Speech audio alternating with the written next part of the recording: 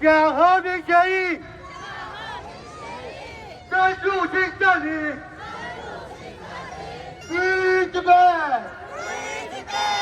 科技大国，第一，西藏是西藏人的，中国军队滚出西藏，中国军队滚出西藏，人权喇嘛 ，release。已经过了66年了，可是我们西藏人还没有放弃，因为我们知道西藏是有独立的国家，我们觉得有一天我们会得到独立，所以我们会继续fight for the freedom。各位今天来到现场的伙伴。台湾跟吐蕃一样，同样遭遇中共和中国的压迫。我认为我们应该互相支持，应该要培养防治渗透能力，并且加强自己的国防。我们与中共的抗争本来就是一场战争。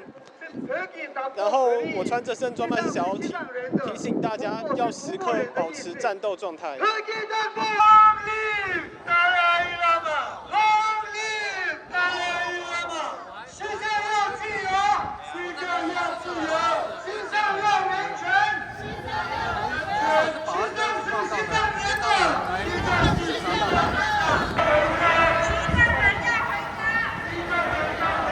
西藏人一直都是被中国所迫害啊，所以他们在自己的家园里面没有一块土地，对，所以对，然后一直被污名化。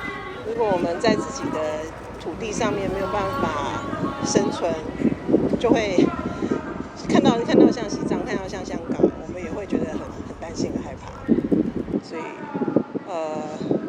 所以就有点像是命运共同体这样子。